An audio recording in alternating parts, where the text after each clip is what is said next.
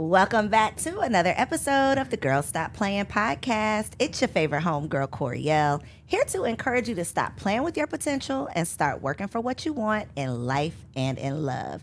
It's my goal to bring you the information and the conversations that's going to help you make the money and get the honey, because you can have it all as long as you are willing to work. And now, you know, it's always a special occasion when we got the fellas in the studio. Y'all love getting into the mind of a man, and that's what we are going to do today with the brains behind the Smooth and Groove brand. We got Mr. Keon Davis in the studio. What's happening? How you doing? I am so good, so excited for this conversation. It has been a long time coming. Yeah. And y'all, when I hit him up, when I slid in his DMs and told him I needed to get him down to the studio, and I told him what we wanted to talk about, what you said? Let's get it. Let's get it. Let's run it. And we are getting into this conversation. It's going to be good, y'all. It's going to get juicy. So secure your edges, secure these wigs. Okay, get your popcorn. Now it's not gonna get that juicy. It might get a little spicy, but we'll see. And y'all know what I've been saying on season 2. We're not talking about business. It's time to get in your business. Mm-hmm. Are you ready? Let's do it. Okay, so I do want to start out with the business. We'll start there, okay, to kind of ease you into the conversation, because most people do know you as Mr. Smooth and Groove. Mm-hmm. What is Smooth and Groove? So Smooth and Groove, we're a smoothie-based company. We started in Alabama about 2011. Mm-hmm. Had major success real quick. You know, we was able to partner with Army University and get on campus. We opened up a bunch of stores. Had a store inside Walmart, and then I grew too fast, too soon, with not the right structure, you know, that type of deal. So I lost, and I mean, I lost big, right? 2018, I lost over $275,000 cash, gone, right? At that point in time, it left my bank account $59,000 negative. Shut your mouth. Man, I cannot make this up, right? And so during that time frame, I kind of went through phases and stages, right? And so at the time, I was married, I had a baby girl, and we was like, you know what? Let's just relocate to Atlanta. You know, let's start over, start fresh. I was doing work down here. I was doing birthday bash and Streets Fest and all that stuff in my truck. I'm like, bro, I need to get to Atlanta. You know what I mean? And so we picked up everything. I closed all my stores down. I moved all my equipment and storage units, brought both of my food trucks down here, and then I just restarted, right? And when I restarted, I just jumped in the truck. And everything that I seen in Atlanta, right? Whether it was on Love and Hip Hop, whether it was on The Housewives, whether it was on Instagram or whatever I seen that was a staple in Atlanta, when I first moved down here, I jumped in my truck and I went there, right? And I mean everywhere from Magic City to Blue Flame to, you know what I'm saying, all to the Atlanta Loft, classics. to anything Atlanta classic. I was pulling my truck up, I was going inside, I was getting the owner, I was bringing them out, bring your employees, and I was feeding them for free, right? And at the same time when I was doing that, mind you, I was broke as ever. And I was getting in my truck, but I wanted to create the word omnipresent, right? That's all I kept hearing was omnipresent. You got to be omnipresent. So I would go to one place, I'll be there for 10. And what did that mean to you? That mean I needed to be visible everywhere at all times, no matter what, right? So when I was in my truck, I looked at it as a marketing strategy, right? Where I would go, and I remember going to the Loft and going to get Jason and all them boys in there, like, hey, y'all come outside, I got something for you, right? Giving them a smoothie, giving them a wrap. They like, bro, what is this? You know what I'm saying? Like, they done had it before. They done had products and stuff before, but they never seen anybody just pull up and give it away, you know? And so I knew in my mind that if I did that, the first thing they gonna do is this. Yeah, my boy, hey, this my boy, right? So now everybody that they following gonna follow like, who is this dude, right? And then the same person see me at their job. You know, it's like, damn, I just seen him at the gym. Now he over at the job, right? And so I kept doing that. I kept doing that. I was driving probably 30 miles, right, to make $200 and come on home. You know, I drive 35, 40 miles, come on home, right? I was doing that every single day, you know. And eventually what I did was I seen E. He had a basketball conference that he was doing for the kids. And I was like, you know what? The same way. I reached in the DM. I'm like, hey, bro, I'll come out and I'll feed your boys. You know what I'm saying? He like, all right, bet. How much you gonna charge me? I was like, I'm not, right? So I'm not gonna charge you. I'll make my money on the parents. You know what I'm saying? So when I did that, I did that joint. I came out, and E, he was like, hey, you know, ain't nobody ever did this before, right? So they expected me to give him some BS work, right? Right. So I'm like, nah, I'm giving him work like I charged him double. Giving you You top know what I'm tier, saying? Like I'm yeah. giving you top tier work. And so he like, dang, this kind of weird. Like ain't nobody ever kind of reached out and did it like this, right? So he was like, man, I got to do something for you. And so he did like a little promo video, you know, show love. They posted on their end. And one of his followers, right, I guess worked for Tyler Perry or worked in the movie industry. So I got a phone call. I'm like, hey. He like, hey, you know, I seen that we looking for a smoothie truck. We seen that you got one with E. Would you be available on this day? I'm like, yeah, who is this? He was like, oh, this such and such with Tyler Perry Studios. I'm like, huh? It was like, yeah, let's work. I'm like, all right, bet, let's get it. So then that was the initiation of me actually working in like the big time industry, getting a big time check, like working with a company that got budgets. So from there, we worked with Wild 'N Out, like anything that was filmed at that studio, like we got a phone call like, hey, they filming this, they want a smoothie truck. Can you pull up? Of course. You know what I mean? But your in was that sweat equity. Yeah. Because you weren't only, like so many people get started and they want the money today. Like I started today, I need to get paid today. Right. And in a perfect world, yes, that is great. But we do not live in a perfect world. And when you have that mindset, you're going to put yourself out of business before you get into business because business does not work like that. Right. So many people are afraid of free. So many people, I got to charge my worth, which yes, eventually you get to do that. But first you got to put in that time. You got to put in that sweat equity. And so I love that you were willing to do that, especially because you were down. Yeah, definitely. It's not like I have, you know, $100,000 budget to where I can afford to give out these free smoothies, but you used what you had to get in the door. I actually had to borrow $200 to buy a product to give it away.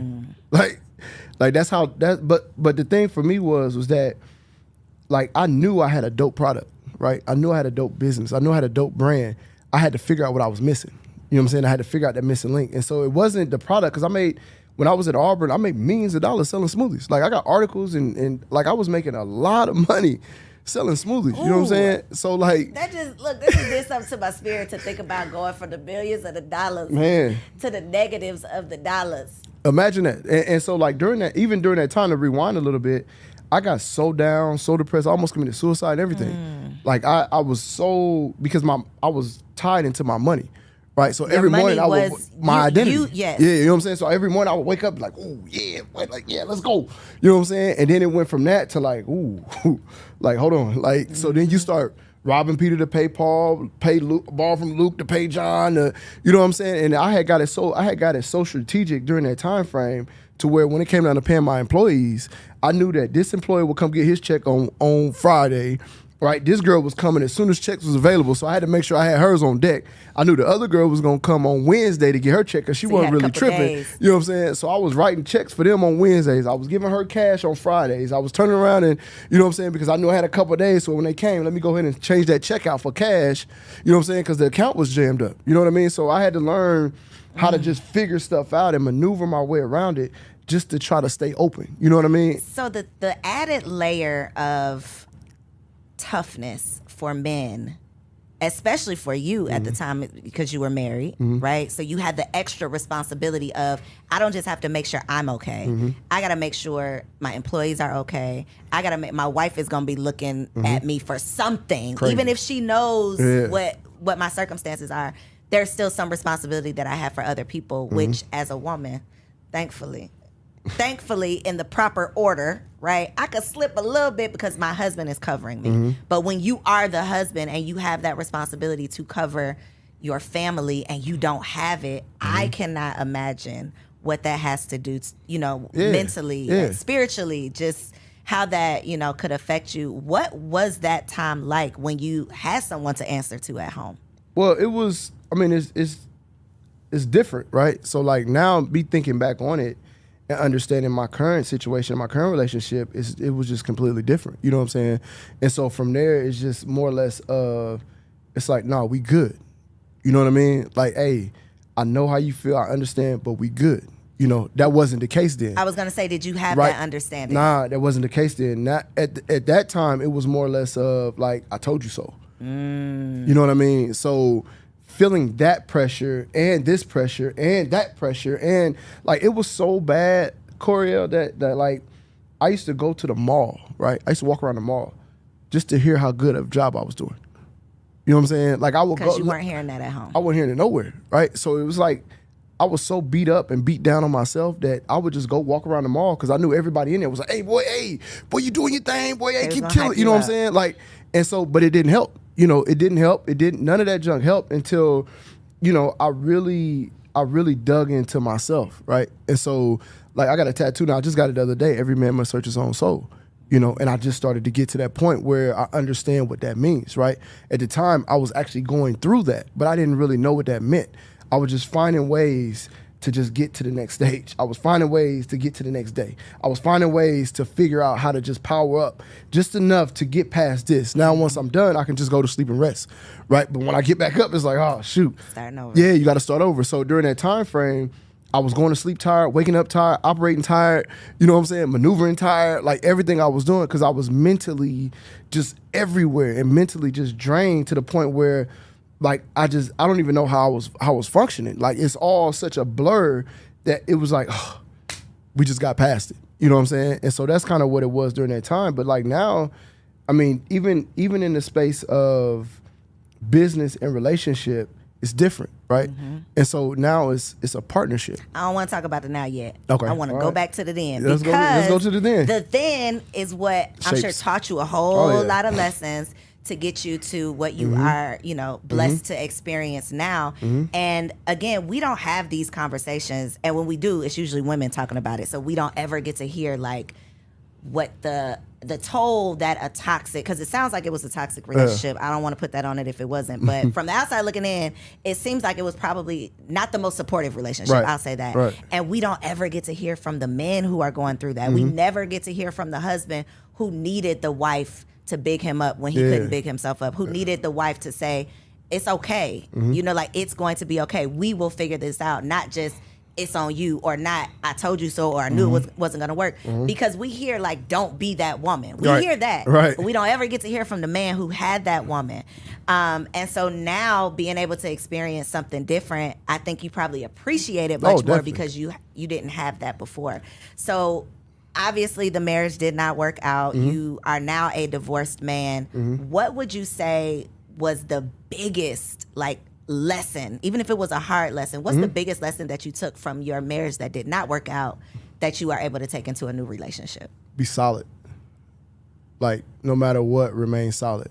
You know, what does that mean? For me, I wasn't solid in my marriage. Oh, you weren't solid. I thought you were saying you're looking for a woman that's going to remain solid, but you were not solid. No. Okay, so yes, what does that mean for you? So for me, like, again, I had so many missing voids that I try to fill those voids the best way I know how, right? And so growing up as a man, especially a black man, right, it's easy to nurture a relationship with another woman, right? It's easy to kind of like feel in that space, even if it starts off a certain way, right? It's easy to kind of take your mind and shift your mind to like, oh yeah, she bad, you know what I mean? And like, and really start to kind of nurture that space and figure out how to maneuver in that space. And that creates an unsolid foundation, right? So like looking back on it, I'm like, I had to forgive myself, right? First of all, I had to forgive myself, but I also had to understand why I felt the way I felt. You know what I'm saying? And so it was just certain times and certain spaces that, you know, I just didn't feel appreciated. I didn't feel loved. I didn't feel like, you know, and everybody always talk about, like, as a man, you just want to be respected, right? I feel like that's a lie. You know what I'm saying? It's easy to say that. Right. But... You know what I'm saying? Like, it's like, no, men want to be respected, women want to be loved, right? It's like, nah, that's a lie, right? You want to be loved. Right. Because love is the only thing that's attached to everything, right? You don't have to love me to respect me, right? You don't have to love me to support me. You know what I'm saying? So when you break all these different actions down, love is the core of everything. So if you love me unconditionally, naturally, you're going to respect me. Facts. You're going to support me. You know what I'm saying? Like, those are just things that are intangible that you're going to do when you love me, right? So to say that men just want to be respected, it's like you missing a whole bunch of other stuff. You know what I'm saying? And so you feeling so it's almost like just like a cycle. It's like, I'm not supported, or we're not on the same page, whatever that means. Right. Today, we're not on the same page. And because we're not on the same page, I'm dealing with us not being on the same page the way I know how. She's dealing with it however she knows how, and the house is crumbling. Right. So what do you think, or from your perspective, what was like the final straw? I think the final straw was just like the decision. You know what I'm saying? I think we both knew it. You know what I mean? But it was just... So who pulled the trigger? Well, she pulled the trigger, of course. But like, I think... Is it of course? Even though it's like 80% of divorces are filed by women. Is Right. that why you say, of course? Yeah. I mean, most women. So you weren't gonna pull the trigger. You were just gonna suffer forever. I would have. The type of person I am, I would have tried to like just make it work, and then just try to do whatever I needed to do to fulfill my cup, right? But that wasn't going to work, and so things happen the way that they're supposed to happen. You know what I'm saying? And so even if I was there, because I was mentally gone a long time ago, you know what I mean? But even though that was just the thing, that's just what happened. You know what I mean? And so like you said, most women. I mean, she had planned on doing this junk way before it even came out, you know, so it was like, okay, I was threatened with it multiple times, you know, so by that time, it's like, do your thing, you know. So, and how long were you married? 7 years. Yep. 7 year of completion. Yep. You completed that season. Cycle, yep. Yes. That cycle, yep. So was it bittersweet? Was it just bitter? I think it was needed. You know what I'm saying? I think it was needed for both parties to kind of start the healing process to, you know, be better individuals. You know what I mean? Like, I don't know what she does to, you know, I don't know. But I just know that for me, it was important for me to start healing. You know, it was important for me to forgive myself for the stuff because I was beating myself up about everything, you know, because everything you grow to start to understand that everything is my fault, right? I played quarterback in college. I played quarterback in high school. So it was like that mentality, like, if we win, we win. If we lose, I lost. Yep. You know what I'm saying? So I kind of was fed all of that. So all the issues and problems was my fault. You know what I'm saying? It was nobody else's fault but mine. You know, but when things go good, it's like we did it. You know, so it was, you know, it was just one of them breaking points where it was just kind of like, you know, it was needed. Now, was it rough? Yeah, it was rough. It was definitely rough. We got 2 girls. You know, so that was the part that was the roughest. So space. What were the conversations? Because again, I've never had this conversation with a man that's experienced divorce. I have talked to women. It's like, how did you talk to your children? But what was your, what was your conversation with your daughters? Because your daughters are pretty young. Right. So my conversation was like, you know, nothing is your fault, right? This has nothing to do with you. You know what I'm saying? Like, I'm still here. Like, and I was like, I'm an intentional father, right? I'm not like she just like, I'm very intentional because I didn't have mine, right? And especially for little girls, knowing the importance of their dad in their life, right? So I was very intentional, even from like taking them to school every morning. Like that was a thing that I loved to do. Like that was something that I wanted to be able to do, is to, like, I want to take my take my kids to school. You know, like I want to create that type of freedom to take my kids to school. And so on the way to school, we listen to affirmations, right? I empower them, like we're super energized, like we're going to kill today. Like that type of conversation is what we're having in the morning. Even, you know, before you go to bed, you know, we're going to read the book. We're going to take the bath. We're going to, you know, every chance that I can. That was what I was doing. So it was even to the point where, you know, when it got bad at the house, I would leave my spot, go give them a shower, put them in the bath, put them in the bed, and then I would leave again. You know what I mean? Just so I can have that moment with them. They can have that time as well. And so, you know, those were core moments that I think, and I could be wrong, but I think that, you know, instills that love and that balance and that peace and that bond with your daughter and father, you know what I'm saying, opposed to just not doing it. You know what I mean? So that was kind of like my thought process on it. So like when it came to like split, my conversation was more or less of like, I'm still here, right? Have you been able to how do you say that word? Amicably? You know the word I'm trying to say. Yeah. You know what word I'm trying to say. Yeah. Have y'all been able to co-parent well? That's different. It's sometimey, right? And I think it's sometimey because it's situational, right? So when it's on their end, it's like, hey, you know, I was thinking, you know, when it's my end, it's like, nah, we got to go by this. We agreed to, yeah. You know what I'm saying? So that's kind of the, you know, it's always a pick and choose, and it's always a one-sided benefit, you know. And I had to learn that, you know, again, the type of person I am, I'm a giver. I'm like, all right, cool. I'm gonna always be straight, right? I'm gonna always be good, you know. And so I'm always like, all right, cool. Whatever's easiest for, you know what I'm saying, do that. But it's been putting me in bad positions because I've been like that. So I had to change that, you know. And once I changed it, it became a different dynamic. You know, it's like, some boundaries. It's like, hold on, all right. You know what I'm saying? I still try a little bit, but it's not as much as I have in the past. Yeah. And I'm able to recognize the strategic. When you're being taken advantage of. You know what I'm saying? I'm able to recognize it now. And then my lady, she's like, no, we're not doing that. You know. Yeah, so let's talk about the new. Let's talk about the new. Let's go. Let's go. He like, we out with the old, baby. We in with the new, baby. Okay, so as a once married, divorced man, my first question, do you want to get married again? I will. You will? I will, yeah. Do you want to get married again? Possibly. So my interpretation of what you're saying is if the woman I'm with is like dead set on marriage, you're willing to do it, but marriage is not necessarily like you feel the need that this is something you need to do again. So we talked about this, right? Okay. Me and my lady talked about it. And one of the things that we talked about is there's a difference between marriage and commitment. Facts. Right? So there's a lot of people that are married that's not committed. You know what I'm saying? So we're committed. You know what I'm saying? And not just committed to each other, but committed to ourselves. Right? So for me, it's like, all right, I'm committed to be the best version of myself.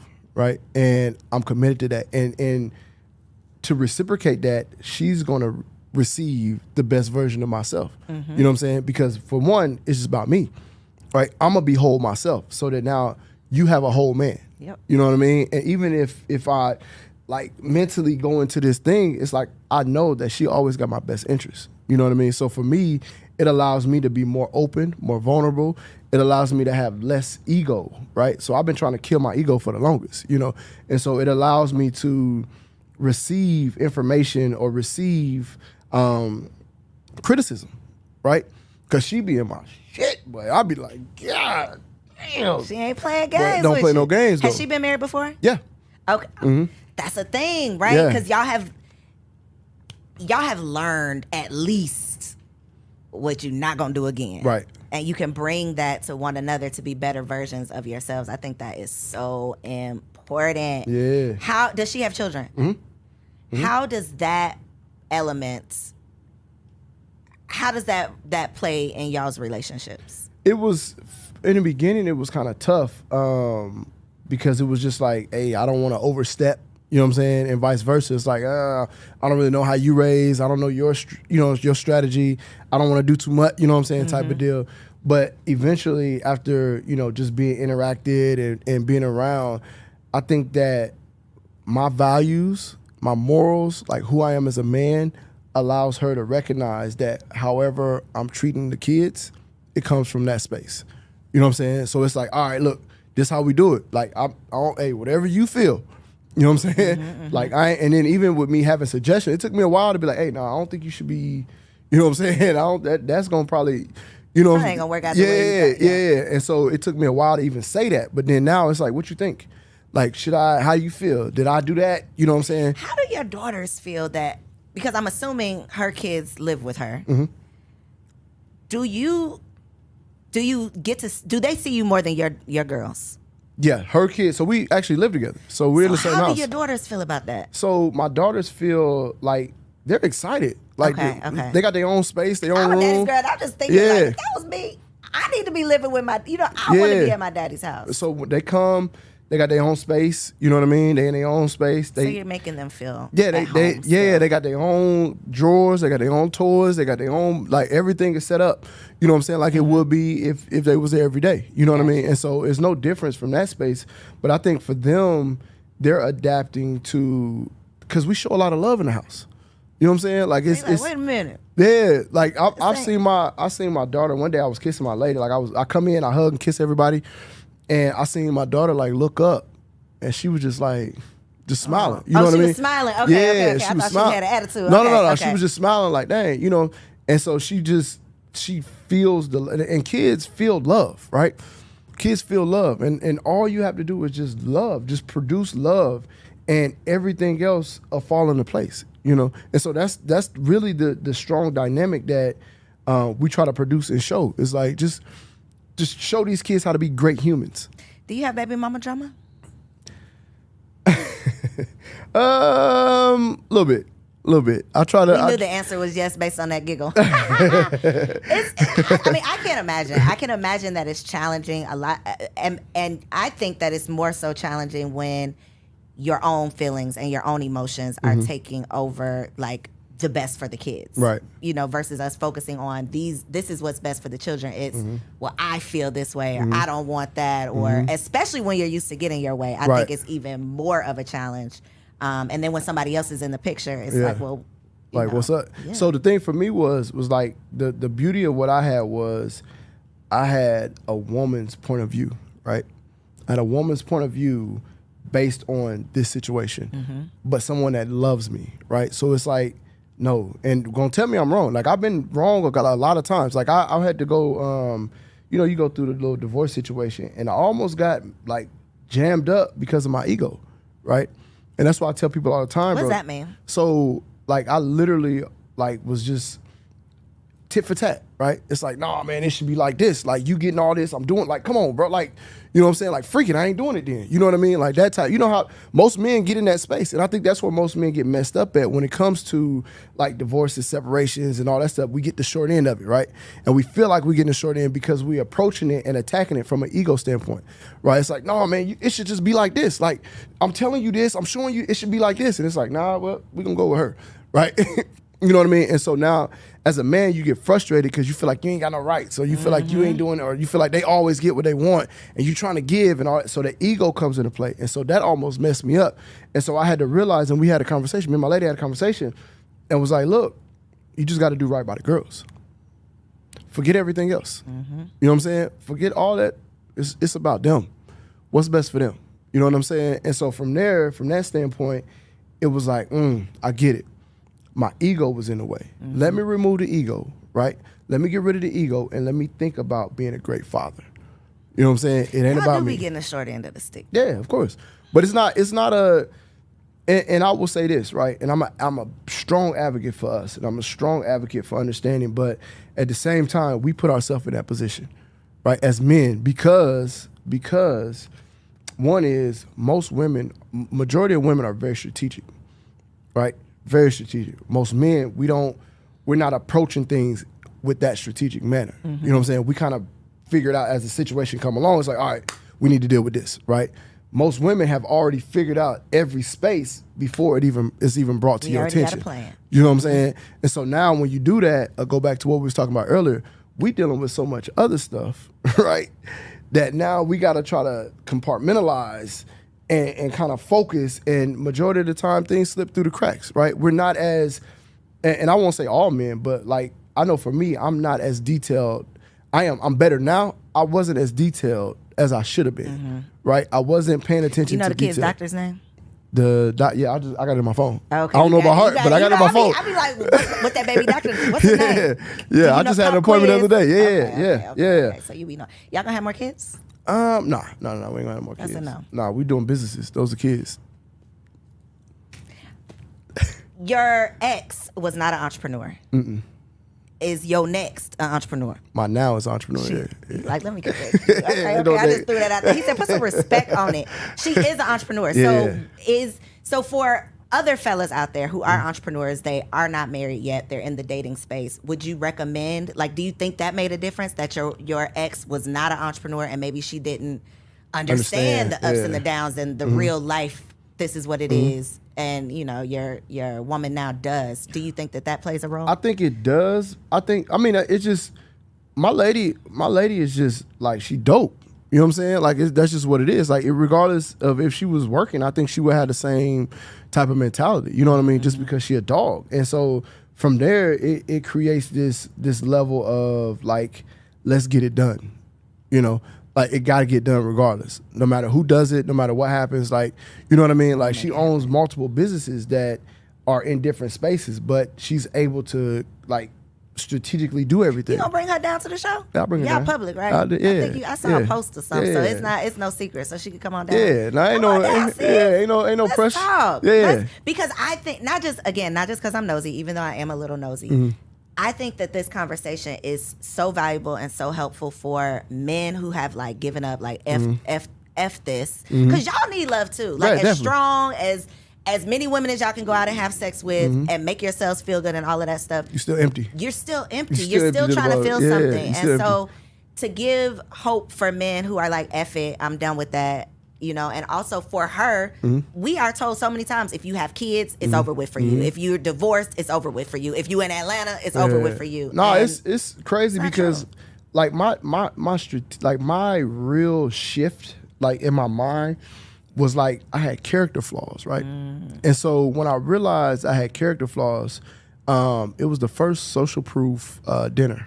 You know what I'm saying? The all white joint. Everybody was there. I was there, yeah. Yeah. And so when I was there, I was like, that was in the middle of like the rough part. You know what I'm saying? Pause. When you say character flaws, they're having a hard time reading between the lines. Okay. What are you saying when you say I had character flaws? Well, I just had character flaws. Like I wasn't solid. Like I don't think that, I mean, I was in hunt mode, so to say. I was a hunter. Say I was in hunt mode. You know what I'm saying? Keon, tell them what you mean. I was in hunt mode. He was a dog out here in these streets. Yeah. Okay. The streets was calling my name. The streets was calling. You were answering. Okay, got you. And so, but for me, what really got me was, like, I'm a businessman, right? And I'm in this room full of business owners, right? Full of people that's dogs in whatever lane or perspective lane they in. While I was in that room, I remember like it was yesterday, and it always messes me up. I was looking at women. I'm in there like, boy, that lady fine, boy. Like, boy, she gorgeous. You know what I'm saying? And in my mind, I'm thinking. I even had I had this conversation with Andre Norman, and when I left, no contacts, no connects, no follow-ups, it was just like, hey, what's up? Hey, what's up? You know what I'm saying? A couple pictures, but I was in and out. You know what I mean? I didn't serve the purpose that it was there for, right? And so I've never told nobody this story. Like, this is the first time, this is exclusive. But like, when I was in there, I remember everybody in white. I remember coming down a little spiral thing. We drinking, having a good time. And I'm in there looking at women, right? And I thought to myself when I left and when I got home, I was like, bro, you failed. And so it reminded me of like all of these things, like, because now I'm like, bro, I'm dope at what I do, right? I'm a dog, you know what I'm saying? Why am I not getting invited to places? You know what I'm saying? Why am I not in the same rooms that I'm supposed to be in, right? Why am I not on stages speaking like I'm supposed to be speaking, right? So it came down to a point where, like, okay, you in the interview space, you do the podcast, you do all these areas. Now, if somebody came up to you and was like, hey, look, I got a podcast, I do X, Y, and Z, you could tell if they was on some BS, right? Like, she full of shit. You know what I'm saying? Like, ain't nobody doing that for real. That's the same thing. So you think the elite of people will invite me somewhere, you know what I'm saying? Knowing like, oh, he playing around. He bullshitting. You know what I'm saying? Easy. So now I'm like, oh, that's why. That's what it is, right? And so I'll tell any and everybody this. I was the wrong person to lead your girl around. I was. I am surprised by this. You're supposed to be. I really am surprised. You know what I'm saying? Just being honest. I feel like I could, I could pick out the one that you should stay away from. Yeah. I never felt that way about you. You weren't supposed to. Wow, you was real good at it. I'm telling you. You know what I'm saying? All right. But now I'm probably the best person you can lead your girl around, right? Because now what I understand is, and I've said this multiple times, I only want what's mine. I don't want nobody else's nothing. I don't want your girl. I don't want your money. I don't want your business. I don't want nothing that ain't mine. You know what I'm saying? Because I know how hard I work. I know how hard I prayed and manifested. I know that all the things that I need, right? It may not be what the next person needs. I don't want no parts of it. You know, it may fit like this. It may fit strong right here, but it ain't gonna fit in all these other areas. I know me and my lady like this. So what was it that got you from social proof dinner to meeting your lady? And then I want to know how you met her. But what got you just in the right space for her? So I think that dark work, that shadow work, you know. Talk about it. So when I separated, I moved out. I left them with everything. I wanted to leave my girls in the same situation. I didn't want to interfere. I moved like 5 minutes away. I got a 1-bedroom apartment. And during that time, it was like, I'm so used to coming home to my girls, Daddy! You know what I'm saying? And so during that time, it was like, shoot, like, dang, they ain't, you know what I'm saying? So I was trying to figure out things to do. So I don't know, people probably don't remember this junk, but it was like one point in time, I was working out at midnight, right? I would come home, I would work all day, I'd go get me something to eat, come home, and I'd be sitting there, and I don't watch TV for real. So I was sitting there, I'm like, I need to do something. So I just go to the little gym in the apartment complex. Be midnight, I work out, come home, go to sleep, wake up, do it all over again. You know what I'm saying? And then it went from that to me finding a place to go every day after I left work. So every day I leave my store, I would go to like some restaurant. So Tuesday I went to the Mexican restaurant. Wednesday I went to this place. Thursday I went to this, you know what I'm saying? Every week. And it got to the point where I was sitting at the bar, I'd give me something to eat, give me something to drink, have a little conversation, I'm gone, right? I didn't want no parts of nobody. I didn't want to talk to nobody. Like I would talk, but I wasn't trying to like connect. Yeah, I wasn't in that space, you know. And so it went from there to me just coming home, sitting in the living room in the dark. You know what I mean? Like really like bro, what's going on? You know, so it was probably 2-3 weeks of me coming home, sitting in the dark until I fell asleep on the couch. Just sitting there, you know. And that was the time that shifted, right? That was the time that it was like, hey, you need to get your shit together, right? Like no more of this. Like, cause you know, at the time you get depressed, you know, you start missing the norm, right? And so I had to recondition my mind. And that's when I started thinking about all this stuff. Like, bro, like that's why. This why. Like it's not a out the blue thing. Like I left these breadcrumbs. You know what I'm saying? Like these breadcrumbs was left. That's why I'm in this space, right? So it's like, let me stop it, cut it off at the head, and let me fix it where it started from. You know, so that's when I start doing the mirror work. That's when I start, you know, really focusing on reshaping my mind and rebuilding my body and configuring who I am as a person and understanding, like I said earlier, I got those character flaws. Let me fix those. Now, well, I'm as solid as they come. You know what I'm saying? I'm as solid as they come. How? Because there's a lot of men with some character flaws that have not yet figured out. They may know they have character flaws. Like, I can identify this, but damn it, I don't know what to do about it. So for me, I knew exactly what to do about it. Right? It's me. I'm the only person. You look in the mirror, you're the only person you can't lie to. You know what I'm saying? Like, you the only person. Like, that's the only person that know all your flaws, all your weaknesses. Right? You can't lie to that person. So that's the shadow work. Like it was me versus me. You know what I'm saying? It's like it's almost like having two people on your shoulder. It's like the old me versus the new me, right? And that's the battle. So is it just because you still have eyeballs, you're still human. So when you see a beautiful woman, is it you saying something in your head now that you weren't saying before? I don't even or you're not even, your lenses are different. Like I'm not even seeing, you're beautiful, but I'm not seeing you in that light. You're somebody not in that else's box. That ain't my lady. You know what I'm saying? It's as simple as that. That ain't my lady. It's just that simple. You know what I'm saying? Like it's just, I mean, it's literally that simple. And no matter who it is, what it is, how it is. And that's one of the things that gave me so much strength was that there's not one person that can make me do something that I don't want to do. These are facts. You know what I'm saying? Like, I don't care who you are. I don't care what you look like. I don't care. Like, that's not mine. You know what I mean? And so I always have that notion and that understanding. That ain't my woman. So in raising daughters, there's so much conversation around like how we raise our black girls. You know, Kevin Samuels, may he rest in peace, his whole thing was like black women are not raised to be wives, which is one thing that he said that I did agree with. The thing that he would say that I didn't necessarily agree with was that we should be okay with our husbands having multiple women. That should not necessarily be a deal breaker for us. It should almost be an expectation. With you living on both sides, right? Who you were before, who you are now, and you're a father to 2 girls. What will you teach them about how they relate to men, their relationships? I'm gonna be their example. You know what I'm saying? So for me, it's not even about like everybody got their own preference, right? You know what I'm saying? I can't knock somebody for how they feel. That's them. My lady said all the time, monkey circus, right? Not my monkey, not my circus. You know, it's cool. But for me, like, I know that relationships and I know that connections and partnerships, that's a spiritual bond. You know what I'm saying? That bond is sacred. You know what I mean? And so, like, for me, I don't want what's not mine. You know what I'm saying? And so that's the thing. Once you find yours, it feels different. Everything is completely different. But if your daughter comes to you, she's in high school, and she's like, yo, I really like this guy. We've been going together, but I think he's dating somebody else, or he likes somebody else. I'm going to have a conversation with him.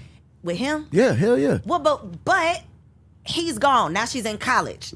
So the conversation with her, what is the conversation? What are you teaching her that she should accept in relationships? So in relationships, it's going to be the same. Like I said, I'm going to be the example. Your man should be solid, right? And one of the things that I think that I never got, and I wish I would have gotten, was a conversation with the woman that I'm with's father.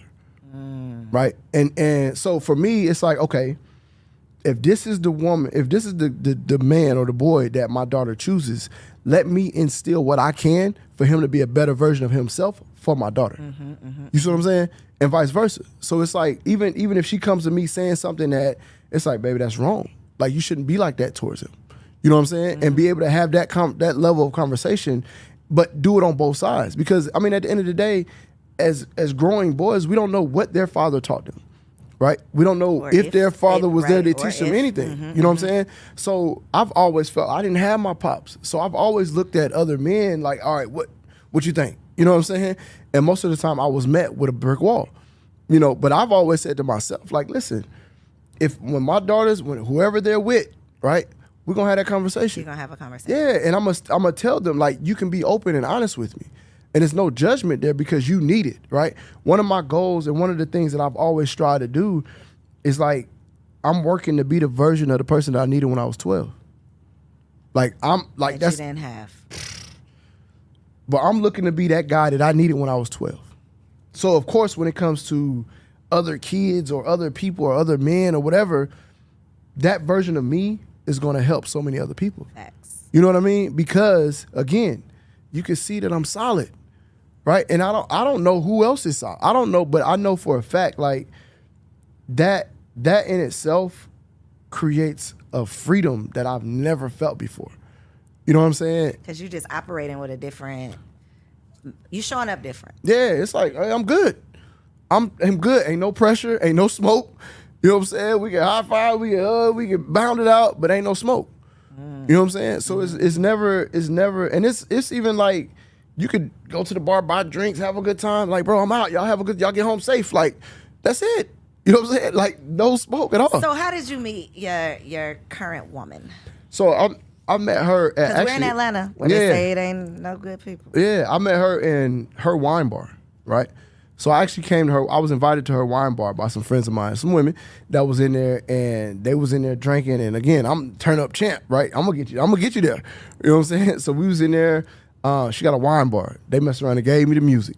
You know? Right. I'm in there. They got them dancing and twerking. And, he was the DJ for the night. Yeah, I was killing it. But then she was like, shut that junk off. Like, because she had left. So she was like, turn that music. It's a wine bar. We need to be. And so she remembered me from that, right? And then one day we was at a restaurant. They do like a little joint that was going there every Thursday, right? Mm-hmm. What's your Thursday spot? My Thursday spot. So I go there. I'm gonna tell you, if somebody wanted to take me out, they knew where to find me. Every week. They knew where to find me at, like clockwork, right? And so I was at my spot and I was sitting outside and I always wear my hat back. And I was on the rail talking to one of my partners and she walked past and she was like, hey, Mr. Smoothie, man, like that. And I looked, I was like, whoa, shit, like that woman is fine. Like, well, who is that? You know what I'm saying? So I know all my customers. I know all the people that I do, you know what I'm saying? I'm like, what's this lady? And so I seen her business partner walk up behind her. I said, that's the damn lady from the wine bar? Like, God, you know? And so we're in the spot. They had like a little concert going on in the restaurant.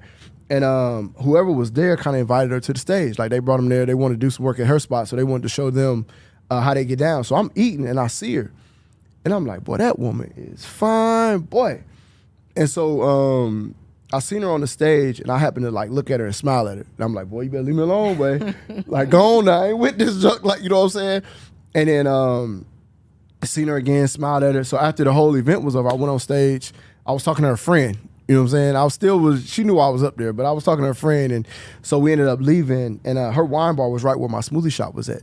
And so I think the next day or so, she came by and was like, hey, where your owner at? So my guy called me and was like, the lady came by and stopped by. The lady came by looking for you. Yeah, so I'm like, all right, who was it? Just tell him I'll be, you know what I'm saying? It was like the lady from the wine bar. So I was like, all right, cool. So I went over there to see her. She was gone. So I'm like, God dang. So then the next day, it happened again. But we ended up meeting at like in the middle. It's like a little Mexican restaurant by the spot. So we ended up meeting there. We was talking. I mean, we probably talked for like an hour, just chopping it up. You know what I mean? And then we left there and went to her spot. And then we went to another spot that night. And I mean, literally was just talking and just vibing. You know what I mean? It wasn't no pressure. It wasn't nothing like that. And we left there. And we actually coming up on our anniversary too for a year. We left there. And then that day, like, we hadn't spent 2 days apart. We've only spent 2 days apart since that time, and it was because I went home, took a shower, fell asleep. You know what I'm saying? I did that twice. She was like, all right now, Third time now. Hey, don't do that no more. After that, we've been locked like, you know what I'm saying? We've been thick and thieves. Yeah. But and of course, throughout the process, we had our ups and downs. But I tell anybody that woman upgraded the hell out of me. She wasn't playing with you. Listen, that woman upgraded the hell out of me. And that helped me to understand. And people talk about this junk, right? It's like, it's levels to this stuff, right? They always say that shit. But the thing is like, it's really true, right? It's levels to honesty, right? It's levels to everything, you know? So how I felt like I was at a certain time, it wasn't the same level that she was feeling. You know what I mean? And so knowing that she had a little bit more experience or, you know, had a relationship. Older? Yeah, she's a little older than I am. You know what I'm saying? And so that was the other thing about Kevin Samuels. He was like, don't nobody want a woman with kids. And I'm like, bro, you crazy. Why she got to come on down hey, to the studio boy, and give the lady some hope because... Bro, you crazy, boy. I want that one. That's what I want. You know what so when you say she upgraded you, I want to know, not in what way she upgraded you, but what was it about her that caused a shift in you? I think it was just who she is as a person, right? She'll give you whatever. Like, we have the same like mentality. We have the same thought process. Like, we have the same goals and didn't even know it. You know, like one of my goals has always been 5G, right? I say all the time, 5G. You know, and they're like, what is that? I want to make sure that I leave 5 generations. You know what I'm saying? Her thing is generational wealth, right? So she want to make sure she got the same type of, you know what I'm saying? Like, in a couple of years, like I've always said, when I turn 40, bro, I'm giving my driver's license back. Like, you can have them. I ain't driving no more. You need a driver. No, I ain't driving no more after that. You know what I'm saying? Her thing is now, shit, we finna be bi-coastal. Like, we finna move out of the country. You know, she getting a helicopter license right now. Y'all ain't playing. Nah. I gotta meet this lady. Yeah, she sound dope. She a dog, bro. She a dog. You know, I love it. And so from there, just understanding. Real quick, because there was a point behind that question. I think a lot of women think that the way that we upgrade a man is by No. making you do the thing. But it sounds like she inspired you to do the thing just by who she was. Yeah, who she was, like, she operates at a high level, right? And so experiencing someone else that operates at an extremely high level, you know what I'm saying? It's like, oh, shoot. You got to rise like, to the occasion. Yeah, let's do it. This is what we're doing? Let's do it. You know what I mean? And so that was always like a positive. And then for me, I didn't even know this. Just who I am was completely different for her. You know what I'm saying? Like, for me, I make her coffee every morning. I don't even drink coffee. You know what I'm saying? I learned how to make her coffee. So it's like I make her coffee every morning. You know, and so that was something that she was like, nobody's ever done that. You know, and it wasn't that I was like, let me find out something I can do. It's like, no, it's like, I see that you drink coffee every morning. Let me make that junk for you. Let me have that junk ready. If I get up earlier, you know what I'm saying? And it started for me just waking up a little earlier and doing it because I was always waking up early. To now it's like, all right, let me make sure I get her coffee, even if she's up. Let me go run and grab that coffee real quick because I know she gonna want that damn coffee. I love this for you. You know what I'm saying? I feel like you're just like in another. Your spirit is just different because of, you know, your surroundings and even who you are. Because I don't want to just say it's because of your relationship, but it's what you went through that really not even, it's like made you who you were meant to be. Because you're not somebody new. It's who you originally were. You're just getting back to yourself. Right. So I love that. Yeah, and I'm very excited for you. Yeah, it's dope because like we have, she asked me the other day, she was like, why is it so easy for you to make adjustments when I mention something to you, right? So I was like, I mean, that's an easy question, you know, because I want to be the best version of myself, right? And so when she sees me, and she tell me all the time, she's like, when I see you, I see greatness, right?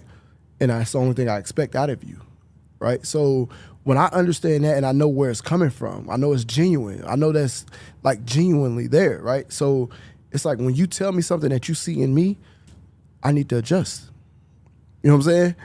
So you closed your store down a couple months ago. What was, and y'all were together. What was her reaction to, and I'm sure it wasn't like one day the store just closed. I'm sure this was like a process, but what was her reaction, I guess, or her perception of you during that time? She was like, the only thing that she said you should have better planned because you knew it was coming. But it wasn't a I told you so. No. It was like, hey, what's next? You know, what we finna do? You know, and so now, like, And right now we're working on 3 projects. Like we're opening up 3 restaurants all simultaneously, together. So when you're talking about kids, these are our kids. Business partnership. Yeah. So now, like she said up before, she never had a partner for real. I've never had a partner for real. Now we have partners. Like we got a partnership, where we can lean on each other when we need it, and just always be in a space that it's like, hey, what we need to do next? Like, all right, what you got? All right, this is what I got. Let's run it, And I've never had somebody support me as much as she do. Like when I got the key to the city of my hometown last year, and we had just really like started communicating and talking and got serious. She flew out there. You know what I'm saying? She was like, no, I'm coming. I'm like, what? Like, no, I'm coming. Every interview I did, she was there. Every event I did, she was there. Even she've even moved stuff around so that she can be there. And I'm like, damn, this woman is at everything I do. Priceless. You know what I'm saying? And that right there, it gives for a man. Put that battery in your back, baby. Boy, I run through a brick wall. I know what it do. I'm talking about full steam, right? So like as a man, to have somebody believe in us, I'm telling you that you talking about a Duracell. Like to know that this woman believe in me, and she like, what? Say no more. Say no more. I got it, baby. Say no more. Say no more. I love it. So inspiring, y'all. Fellas, get your ish together, okay? Because when you get your ish together, you can live happily ever after like Keon, okay? Where all of the pieces, and this is the thing, it's not that life is going to be perfect. Nah. But it's your perception of things is like the lens by which you're looking at life is just different. Everything is not a problem. Nah. There's a possibility, right? Nah. Yeah, you got to get that ego though. That's the biggest thing I think for men is like understanding the ego, right? And when it comes to relationships, like the only time I really bring my ego out is when I'm either like playing sports or like competing or like doing something like that. Other than that, there's no reason for me to have an ego, right? So like when it comes down to my lady, I don't want an ego with her, right? She sees things differently than I see them. You know what I'm saying? Her experiences are completely different than mine. So if she sees something and she challenges me, it shouldn't make me like, ugh, you know what I'm saying? And so one of the things that I think about all the time is like that 120 joint. You know what I'm saying? Like, be talking about that 120. Like, I want to be good in every area, right? I'm not just a great businessman. I'm a great father. Tell us the 120. I'm not familiar. So with 120, I know ET talk about like being 120, right? All the way around, like being great at everything that you do. Gotcha. You know what I'm saying? Like, it's a lot of strong business owners that have terrible relationship with their kids. You know what I'm saying? It's a lot of people that are great with their kids but terrible in business. You know what I'm saying? Or they wife don't like them, but their kids love them. Like, you know what I'm saying? So it's like I'm built to be great in all areas. You know what I mean? And so that's the only thing that I expect out of myself. It's like I'm going to be a great friend. I'm going to be a great spouse, right? I'm going to be a great son. I'm going to be an amazing father. I'm going to be a great businessman, and I'm going to do it with integrity. You know what I'm saying? Across the board. So no matter what happens, I know that I'm going to give my absolute best in whatever area. And if I need to be stretched, and that's what happens. Like, I get stretched where you get challenged, and you're like, no, you ain't doing it. It's like, all right, bet. At first, you bring out the ego. Like, but I'm doing this, I'm doing that. It's like, you know what? You're right. I am built for this. So I'm going to do this too, right? What else you got? I'm going to do that too. Throw something else on the plate, because I'm going to do that too. Across the board, until now you like, bro, like, What shit, I can do everything.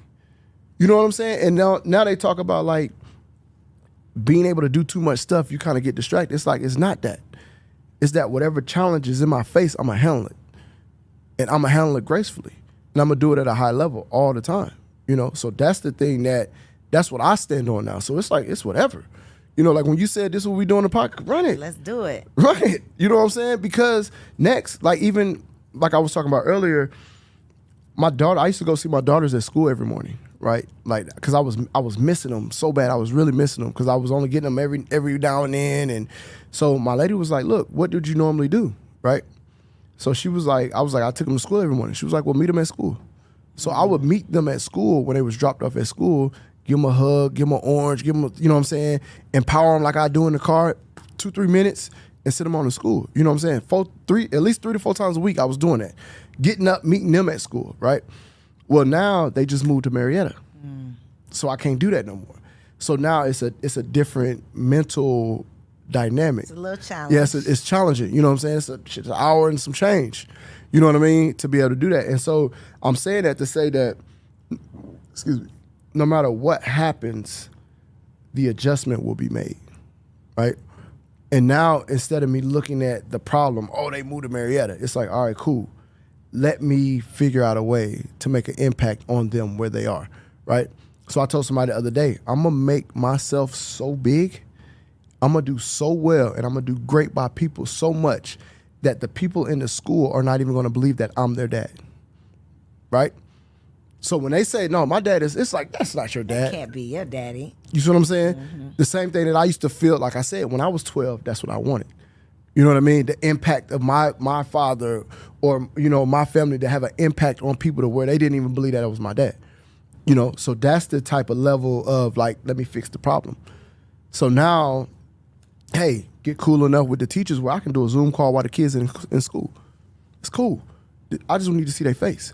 Let me figure that out. You know what I mean? Listen, active fathers, it's such a, it's not celebrated enough. And it's so needed. I mean, the statistics, like we know the impact that fathers make. And so, I don't know.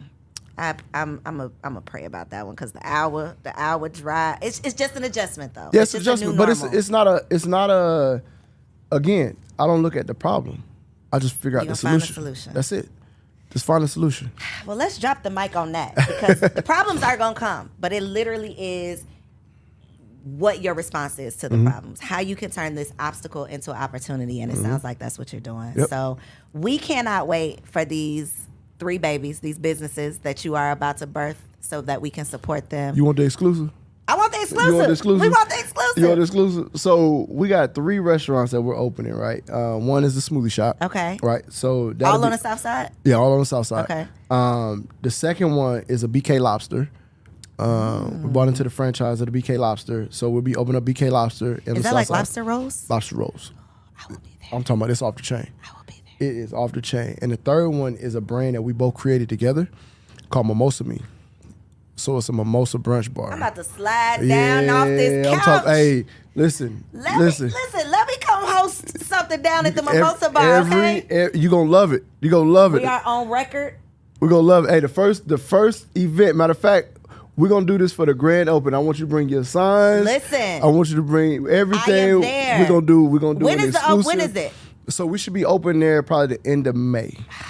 End of May. Shut early your mouth. June. Yep. I wish Kendrick was here. He know I love me a mimosa. Yeah. I'm gonna be down there, okay? We're gonna have over 50 mimosas, 50 different mimosas. Like it's gonna be dope. Like the viewpoint that you get when you get this food, the food gonna come out looking crazy. The mimosas gonna be crazy. Shut your mouth. Like everything that we're doing in that spot. Should I wait for this to come out? Nah, you drop it. You drop it. You get the exclusive. The people need to be at the mimosa bar though. But they're gonna be there when Mimosa you get Me. Mimosa Me. Yep, Mimosa Me. That's the name of it. Shut up. Yep. I don't love that for you. I love that for you. I love that for me because I'm going to be all up and through there. Y'all, we gotta support it. We gotta check it out. The wine bar, you wanna tell us? Yeah, so she has a wine bar called Pure Zen. Pure Zen. Yep, so it's on the south side as well. Everything is in McDonough. Yep. Everything is in McDonough. I don't know where McDonough is, but I'm gonna find this mimosa mimosa spot. Yeah. So listen, I will be there. Okay, y'all heard it here first. We got the exclusive. I enjoyed this conversation. I appreciated it. And we got to have you back. Let's do it. With your lady. That's gonna be hard. She don't like the camera. She don't like the mic. Come on down. Hey, listen. Tell her I will make her feel comfortable. She will probably be in the back. She will probably be sitting back there. If you get her into the studio, I'll get her onto the couch. All right, say that. You heard it. You heard it. You heard it. I really am being intentional about having these conversations with couples also because again there's so many like nuances to relationships, especially to Black relationships that we just don't talk about. And even me and Kendrick, we're always talking about the fact that we want to be around people who actually like each other, people who love each other, people who are solid, people who are solid, so that we can keep it going. So I appreciate you. I know y'all have enjoyed this conversation. Make sure y'all comment down below and let us know something that you learned, something that you took away, something that you want us to talk about next time. Like this video because apparently YouTube really cares about likes. So like this video, subscribe to the channel, and I will see you on the next episode. Peace. We out.